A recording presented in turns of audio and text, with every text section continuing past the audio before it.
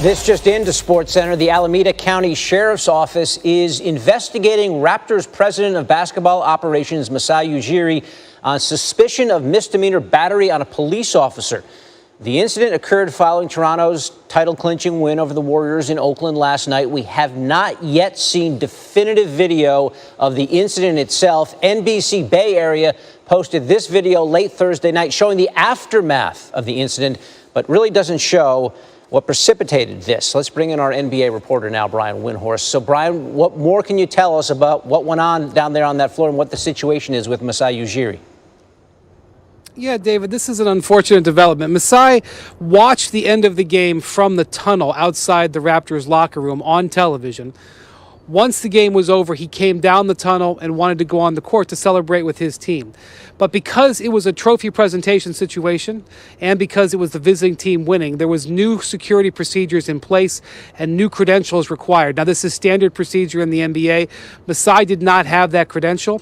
In speaking to the Sheriff's Department this morning, they have said that they were asked by the NBA and arena officials to strictly enforce the credential policy.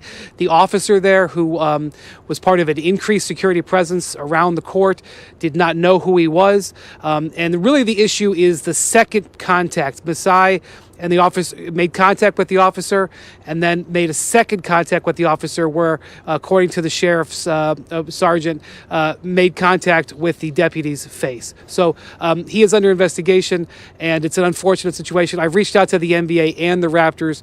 Both of them do not have a comment at this time, and they are doing further investigation. So disappointing situation there right before one of the big moments in Masai's career. Right. Sour note after such an uplifting season for that entire franchise. And the news comes out as we hear that the Wizards are preparing a massive offer for Ujiri, $10 million a year and a stake in the team. Can you see him leaving the Raptors after winning the championship there? It's hard to know because we don't know the full scope of the offer. Now, let me just say that this has been talked about and in the wind around the Raptors for the last several weeks. It did not catch them by surprise. They know that Masai, who has 2 years left on his contract, was going to get a major offer. This could potentially be one of the largest offers ever made to an executive in the history of sports, because it may not just include oversight of the Wizards, but also oversight of the Washington Capitals and the other sports properties that Ted Leonsis owns in Washington, which are extensive, including the arena and a practice facility. Also, it possibly could involve, according to Woj, an ownership stake, which would make the value of the contract massively higher in the long run, and therefore it's not something maybe the Raptors can match, something like that. The Raptors have a complex ownership situation. They're owned by several different corporations. You can't just hand out ownership stakes. So it would be a stunning move to walk away from a champion, but to get him to even think about it, it would have to be a breathtaking offer, and that appears to be what the Wizards are going to do, and we'll see if he's even willing to entertain it. I hate to take the air out of the sails of the Raptors. They are on cloud nine right now after winning the title. They might lose their president of basketball operations, and they could lose Kawhi Leonard this offseason as well. Brian Windhorst giving us the very latest on the day after the NBA season finished up. Including the Game 6 win over Golden State in the NBA Finals, the Raptors are the first team to defeat the Warriors 6 times in a single season since Steve Kerr became the head coach in 2014. And of course, we know about Kawhi, we know about Kyle and the role players, but believe it or not, the Raptors are the first team to win the NBA Finals without a lottery selection on its roster and a common draft error. And Toronto is also the 5th team under the current playoff format to defeat the top seed in each conference. The first team to accomplish that feat since the Lakers did it back in 2002. I remember. Here's K&K behind the scenes. Well, that was my first question to you guys, is how does this feel? So you can just start there. How does it feel? Words cannot even explain, really. Wow, that's the Man, truth. like, it's just so surreal to me still right now. People don't even know. You know, our season was so up and down behind the scenes, and that's how you know this is a great group of, you know, teammates. Just to be here, and the journey is lovely. All right, joined now by Tim Legler. Let's go back to Kawhi, who has 2 finals MVPs before turning 28 in about a couple of weeks, I believe. So he joins Magic Johnson and former teammate Tim Duncan as the 2 youngest winners of the finals MVP. So how do you put his playoff run into perspective with Toronto? Well, Kerry, I think what this postseason run did for Kawhi Leonard, a couple of things. I think first, he goes on to a very short list of some of the most dominant postseason runs in modern basketball, honestly. And when you look at what this guy had to do offensively to be the driving force night in, night out, the consistency, the number of clutch plays that he made throughout the postseason run, how automatic he became from the foul line, which is so important in winning in playoff basketball. So he goes on to a very short list. I look at some of the things that Michael Jordan did and LeBron. I'd go Dwayne Wade in 2006, Dirk Nowitzki's run.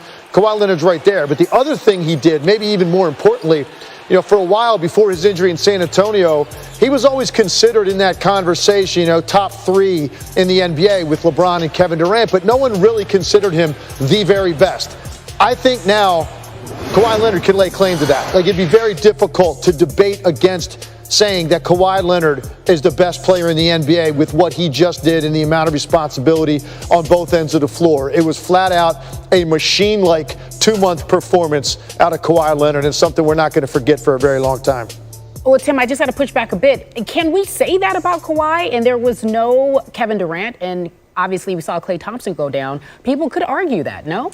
Well, that's part of it, right? Part of it is availability, durability, and getting it done in the moment. So, Kawhi Leonard, I think for a lot of us, because we didn't see him for 2 postseasons in a row, a lot of us forgot how great this guy was, and he disappears from the postseason landscape, comes back, and is the best version of himself. This is the best basketball Kawhi Leonard has ever played.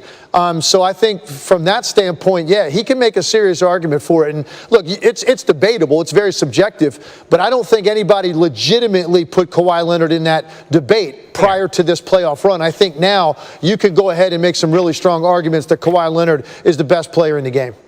No, fair. That's really good what you just said there. Always an education with you, Legs. Kawhi's future still up in the air as to what he will do. As for the Warriors, we don't know either. We'll talk about that in just about 10 minutes with Brian Windhorst. Again, Tim Legler giving us an education.